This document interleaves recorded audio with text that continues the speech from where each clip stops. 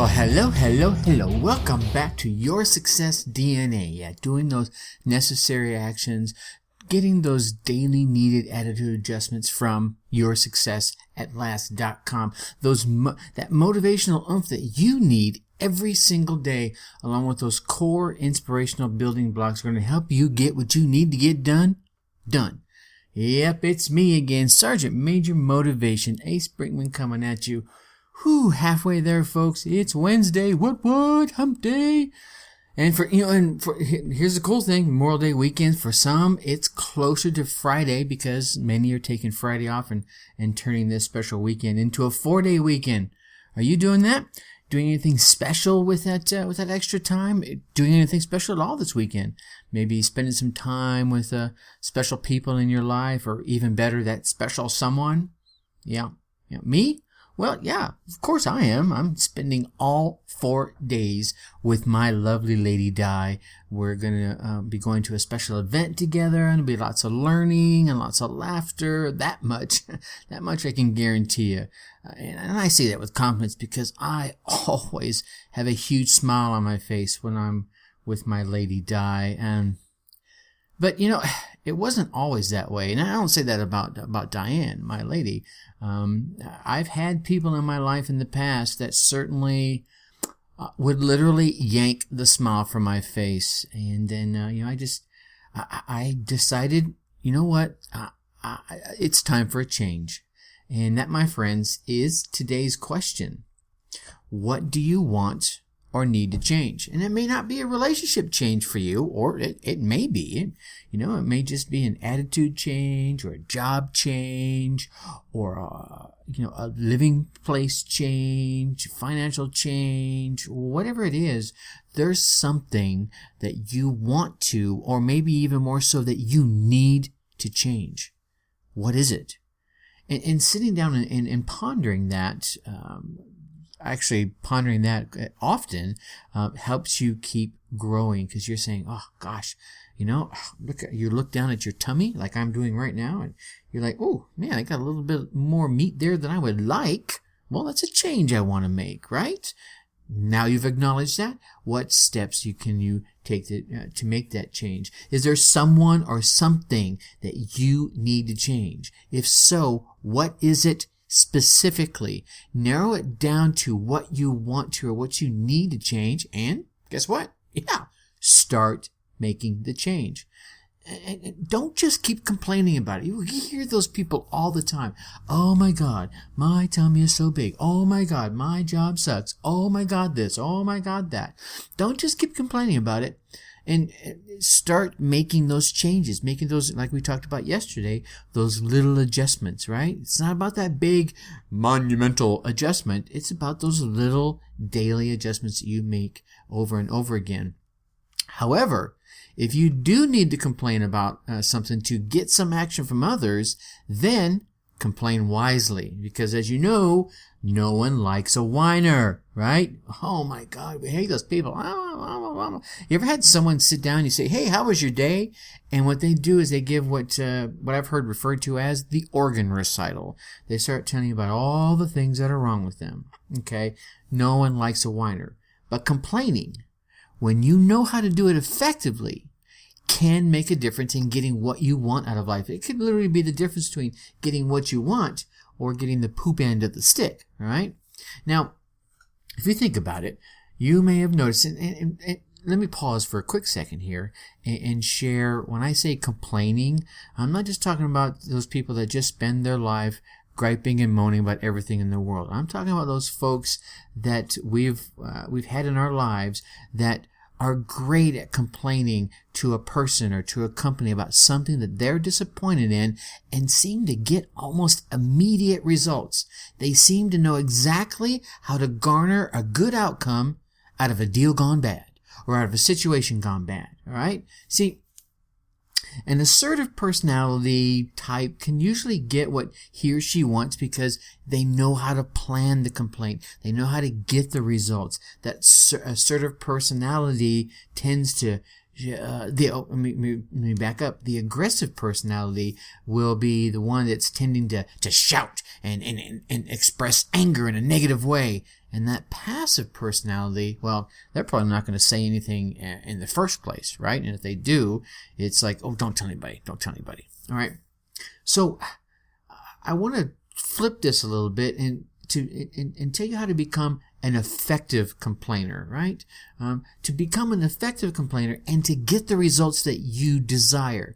And to do this, you've got to be sure that the person hearing your complaint or your issues understands the problem, understands your feeling about it, right? And hopefully has the channel to make some changes for you. So I want to give you some, I won't call them rules, some guidelines about how to complain effectively.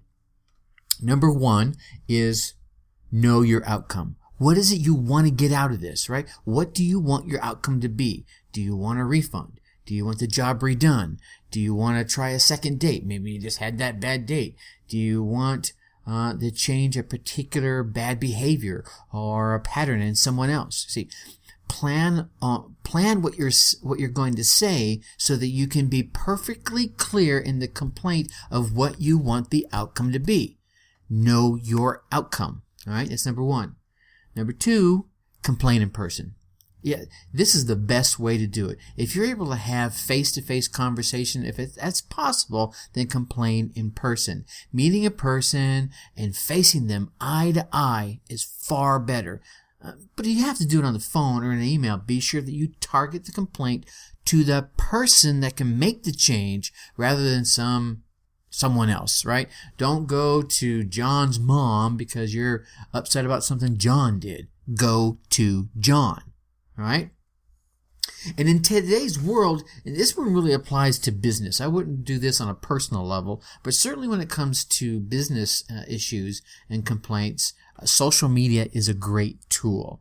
The reputation of a company is really important, especially in today's competitive market. And the world has gotten so small with the internet and companies like Amazon, all right? If you don't get the response you want from a face-to-face conversation, a phone call, a letter, then social media is a great way to make the company concerned be more likely to act upon your complaint.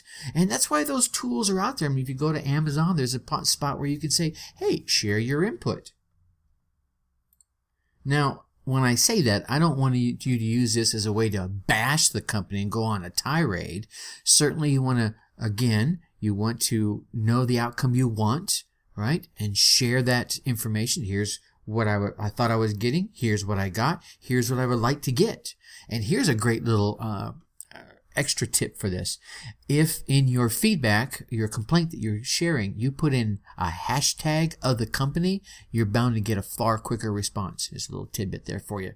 Number four, now that you know your outcome, right, and you're complaining in person if it's possible, maybe you've had to use social media, focus on what you want.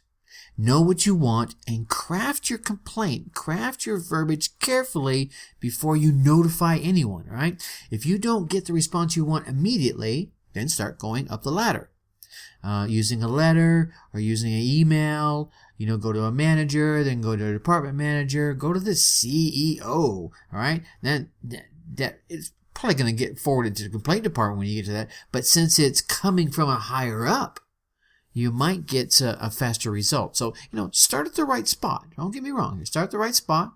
If you don't get the results, move it up the chain, right? Because if someone's not doing their job, then you want to move it up to the chain and help them understand it. If you get to the CEO and they take that complaint and they push it back down to the person you talked to in the first place, it's coming from a higher level than even you as the customer, all right? So, last one here, remain calm.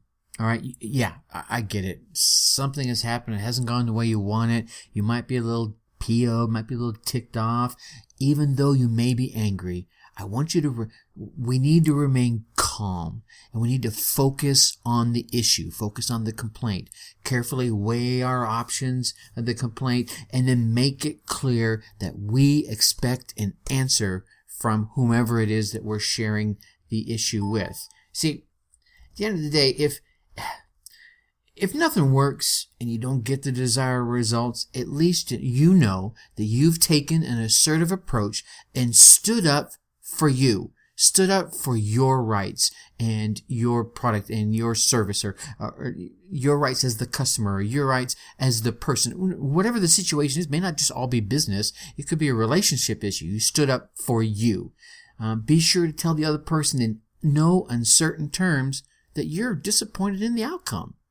Right? There's nothing wrong with sharing that, right? Take your complaint to, if it's a business issue, I keep coming back to that. There are companies out there that do that. The Better Business Bureau is a perfect example. Again, you could use social media to share that information so that others don't get caught in the same trap, right? When you do these things, you practice these 5 tips here, your complaint effectiveness will improve over time. Look, and I don't want you to go out there and just start complaining just to be complaining, because look, we all find ourselves in situations where, I guess we're less than satisfied with the outcome, the person, the product, or the place. And there is nothing wrong with sharing that result in an effective manner. Some people call it complaining, and I've been using the word complaint throughout this. Some people call it complaining.